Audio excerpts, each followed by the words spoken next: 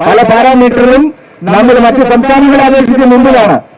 പക്ഷേ പുറകിൽ നിന്നിരുന്ന പല സംസ്ഥാനങ്ങളും ആശാ വർക്കർമാരെ, ഹെൽത്ത് വർക്കേഴ്സിനെയൊക്കെ കൂടുതൽ പരിഗണിച്ച് മുന്നോട്ട് വരുമ്പോ മുന്നിൽ നിന്നിരുന്ന കേരളം അവരെ പരിഗണിക്കുന്നില്ല എന്നുള്ളതാണ് ഇവിടുത്തെ പോയിന്റ്. അതിനാണ് സംസ്ഥാന ഗവൺമെന്റ് മറുപടി വേണ്ടത്.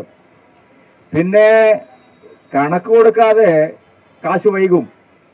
നമ്മൾ വീട്ടിൽ നിന്ന് എടുത്തു കൊടുക്കുന്നതല്ല. സംസ്ഥാനങ്ങൾക്ക് കേന്ദ്രം നൽകുന്ന തുകയ്ക്ക് ഓരോന്നിനും വ്യക്തമായിട്ടുള്ള കണക്കുകളുണ്ട്. ഇവിടെ മന്ത്രി, MLA-മാര്, ഗവൺമെന്റ് കൊടുക്കേണ്ട ന്യായമായിട്ടുള്ള കണക്കുകൾ കൊടുക്കുക. യൂട്ടിലിറ്റി സർട്ടിഫിക്കറ്റ് എടുത്ത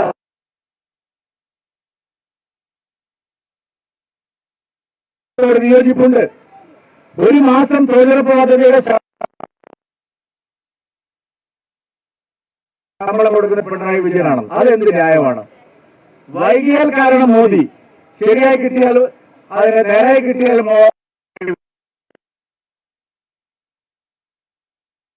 വർക്കർമാരും ഈ നാട്ടില് ജീവിക്കുന്നവരാണ്. അവർക്കറിയാം എന്താണ് സത്യം.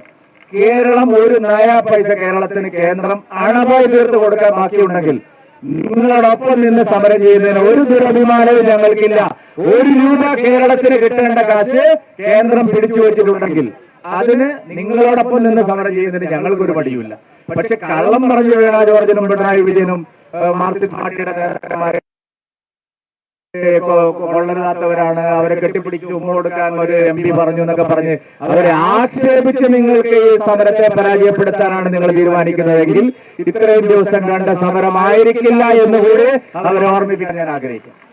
ജനാധിപത്യവും സമാധാനവും മര്യാദയും സഹിഷ്ണുതയോടുകൂടി ആ പാവപ്പെട്ടവർ സെക്രട്ടേറിയറ്റ് നടയിൽ കിടക്കുന്നത് കൊണ്ടാണ് നിങ്ങൾക്ക് ഇത്ര ഇളക്കമെങ്കിൽ അതല്ലാത്ത സമരവും കേരളത്തിലെ ജനങ്ങൾ ഏറ്റെടുത്തിട്ടുണ്ട്. അങ്ങനെ അല്ലാതെയും സമരങ്ങൾ വിജയിപ്പിക്കാൻ കേരളത്തിലെ ജനങ്ങൾക്ക് അറിയാം. മഹിളാ മോർച്ചക്കാർ ഇന്ന് വന്നത് അതിനു വേണ്ടിയിട്ടാണ്. നിങ്ങളെ പൂർണ്ണമായിട്ടും സപ്പോർട്ട് ചെയ്യുന്നതിന് വേണ്ടിയാണ്. ഇതിലൊരു രാഷ്ട്രീയ ദുരുദ്ദേശവും ഞങ്ങൾക്കില്ല. ഈ സമരം ന്യായമാണ്. ഇതുപോലെ അസംഘടിതരായിട്ടുള്ള, ചോദിക്കാനും പറയാനും ആളില്ലാത്ത ഒരു വലിയ വിഭാഗം ആൾക്കാർ പല മേഖലകളിലുമുണ്ട്. അവരുടെ എല്ലാ പ്രശ്നങ്ങൾ ഏറ്റെടുത്ത് മുമ്പോട്ട് വരുമ്പോ തീർച്ചയായിട്ടും ഐക്യദാർഢ്യം ഉണ്ടാവും. അതിനകത്ത് ഒരു രാഷ്ട്രീയവുമില്ല. ഇവിടെ UDF-ന്റെ MLA-മാരൊക്കെ വേറെ വ്യാഖ്യാനം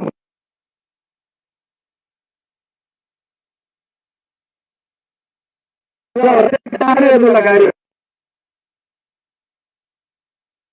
മുട്ടുമടക്കിക്കാൻ തന്നെ ജില്ലകളിലും എല്ലാ പ്രവർത്തകന്മാർ കൂടെ ഉണ്ടാകും. ഐക്യദാർഢ്യം പ്രഖ്യാപിക്കും.